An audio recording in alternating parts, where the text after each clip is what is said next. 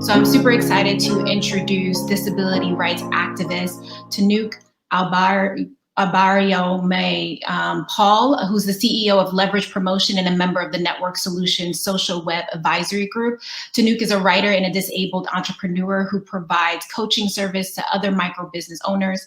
After her battle with cancer, she realized that other entrepreneurs and disabled and others could benefit from the resources that she developed to restart her life after cancer. I'm super excited to have you a part of this discussion and would love to make sure that I pronounced your name correctly, and if I didn't, if you can do so for the audience. Fine, it's Tinuke Abayomi-Paul. It's great to meet you both. Hi, Kalisha. Hi, Jamira. Hey, Hi. Thank you for joining us. Thank you for Thank you. And so I want to jump right in because, you know, as you heard from our last guest, the idea of belonging. All of us show up in spaces and places wanting to feel like we are a part of our chosen and, you know, oftentimes assigned communities. And so as an activist, particularly for the disabled community, who represents more than 61 million Americans who are just adults, what do you think some of the challenges are advocating for our brothers and sisters with disabilities, and how can we better show up?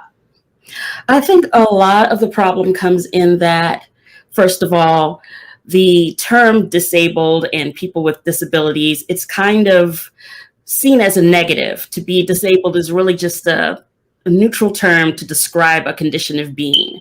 But people come up with so many different euphemisms to talk about who we are, and we just like the word disabled. And that comes from people not listening to us. That's the first part of it, is that people really have to listen to what people in the actual disability community are saying. There are organizations like Autism Speaks, which don't really represent the autism community properly. There's some legislation that was just changed.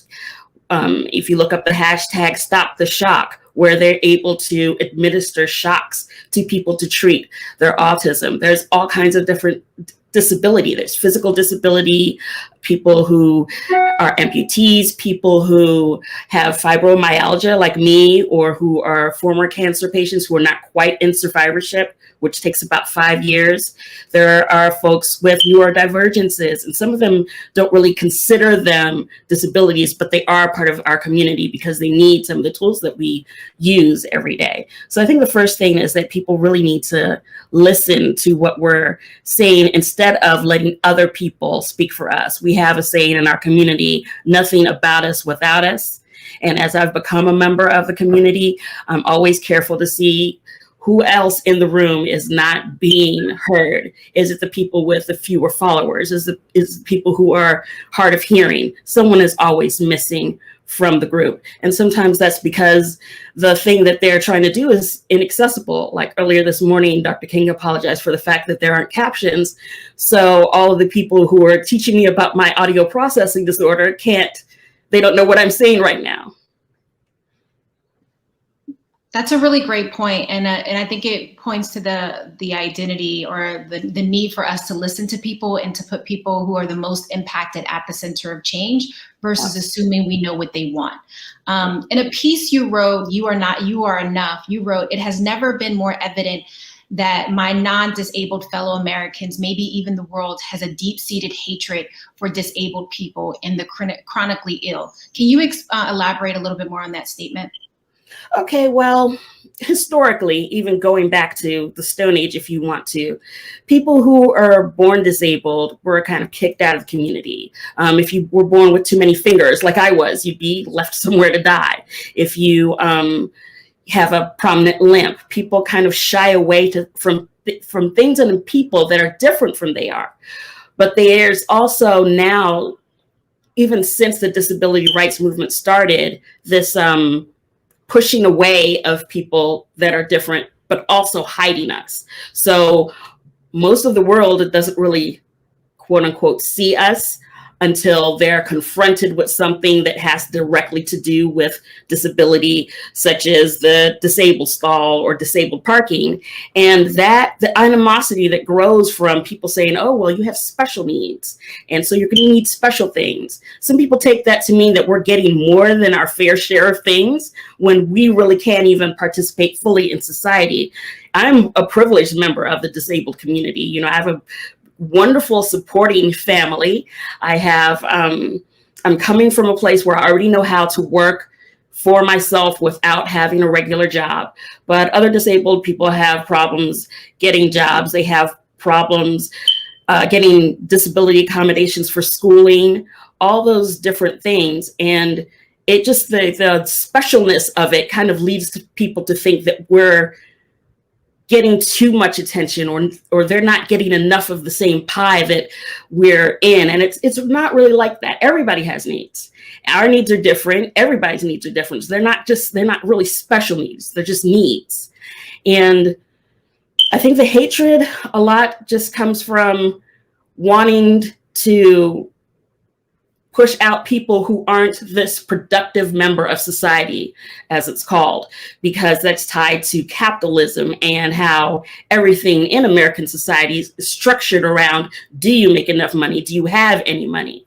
And living as disabled people, even if you are well off, you spend so much money and time just trying to be alive and stay alive that we're not really part of that factor of production. And so if you're not producing, then you must be a loser. And so now we hate you.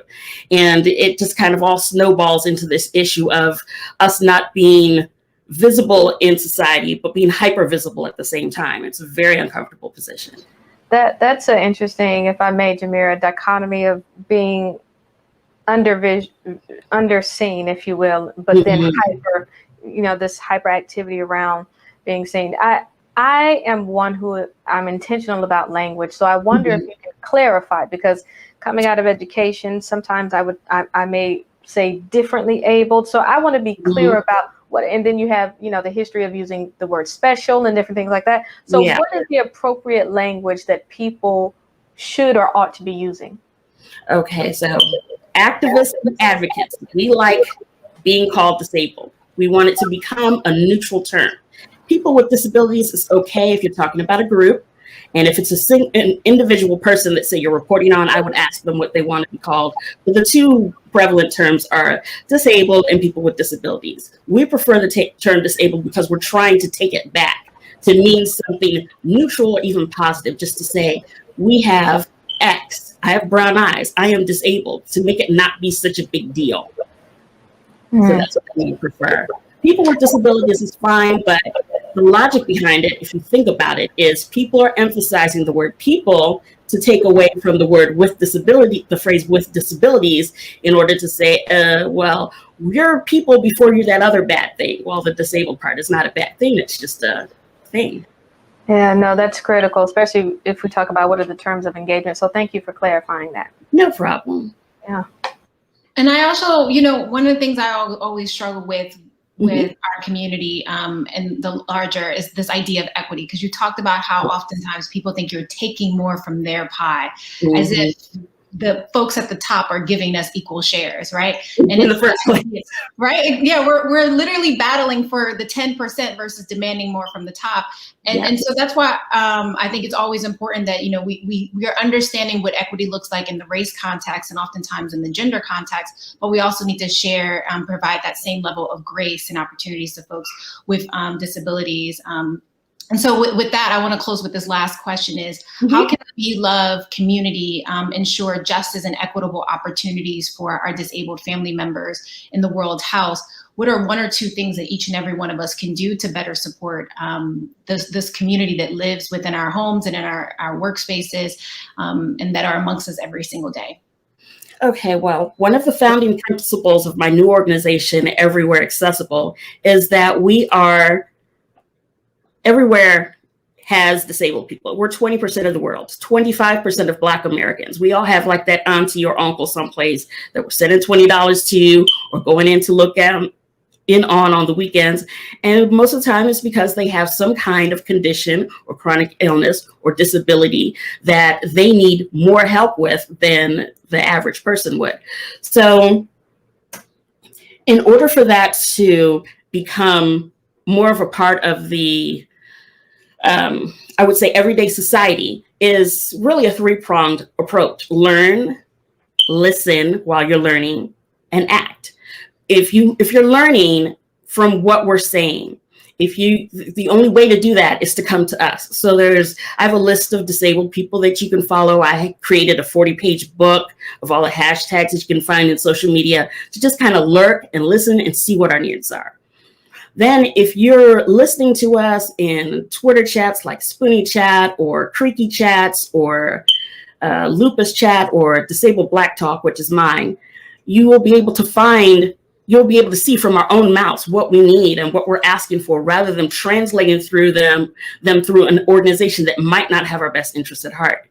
Then the third thing is action. If you go to the hashtag Crip the Vote, you'll see different things that we need done in the community. We need people to help us petition against Stop the Shock. We need people to really stop censoring themselves when they talk to disabled people if they're not disabled, and to Black disabled people if they're not Black. We need the conversation to include everybody and for everybody to be heard.